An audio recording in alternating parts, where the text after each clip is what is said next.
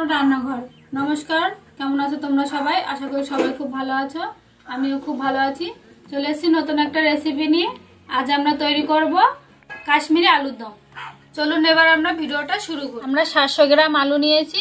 আলুগুলোর খোসা ছাড়িয়ে সুন্দর করে ধুয়ে নিয়েছি আর দু টুকরো করে নিয়েছি। এবার একটা কাঁটা চামচের সাহায্যে আমরা একটু ছিদ্র করে নেব যাতে আলুটা তাড়াতাড়ি সিদ্ধ হয়। এইভাবে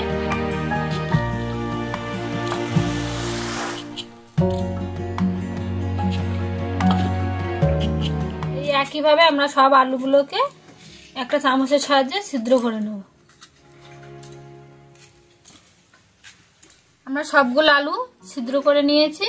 চলুন এবারে আলুগুলোকে ভেজে নেব। আমরা সরিষার তেল নিয়েছি, তেলটাকে গরম বসিয়ে দিয়েছি। এবার এর মধ্যে আলুগুলো দিয়ে দেব।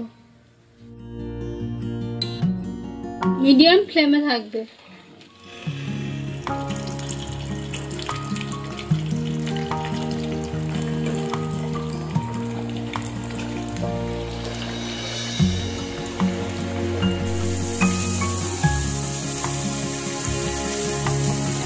এবার আলুগুলোকে আমরা উল্টে দেব।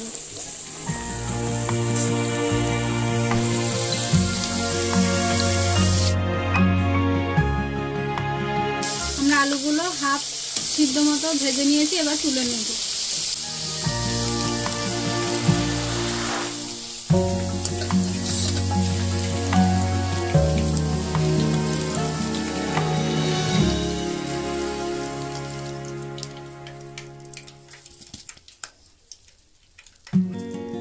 গ্রেভি তৈরি করার জন্য আমরা একটা মশলা তৈরি করে নেব। 700 গ্রাম আলুর জন্য 300 গ্রাম টক দই নিয়ে নেব। এবার দিয়ে দেবো 1 চামচ মৌরির গুঁড়ো। কাশ্মীরি আলুর দমে কিন্তু মৌরির গুঁড়োটা অবশ্যই দরকার হবে। আর দেবো 1 চামচ কাশ্মীরি লঙ্কার গুঁড়ো।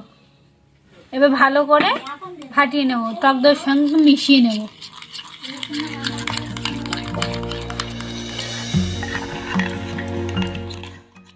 এবার দিয়ে দেবো সরষের তেল। এবার দিয়ে দেবো একটু গোটা মশলা, দারচিনি কাঠ, লবঙ্গ, এলাচ আর গোলমরিচ।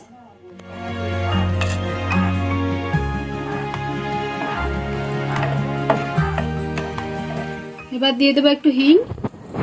এবার দিয়ে দেবো 1 চামচ আদা বাটা,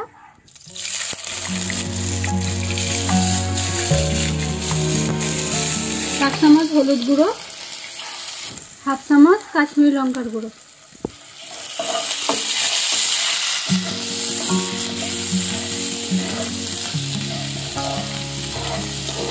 আমরা টক দই দিয়ে যে মশলাটা করেছিলাম সেইটা এবার দিয়ে দেবো।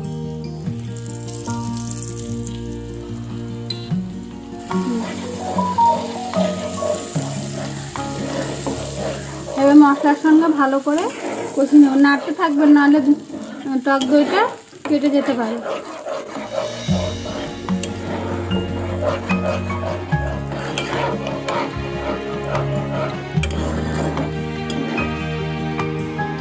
এবার দিয়ে দেবো 1 চামচ চিনি,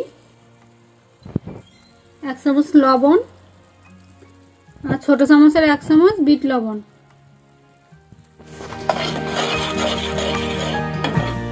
দু চামচ কাজু বাদামের পেস্ট দিয়ে দেবো।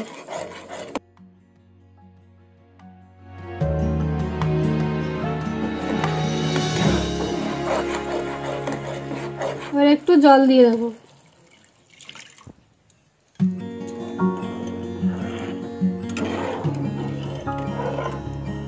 শ্যালো ফ্রাই করা আলুগুলো এবার দিয়ে দেব।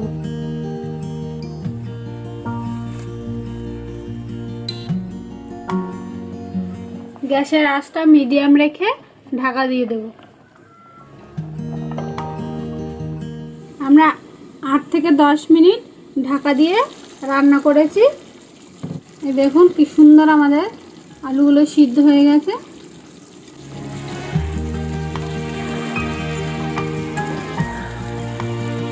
আমরা এবার 3টে কাঁচা লঙ্কা দিয়ে দেব।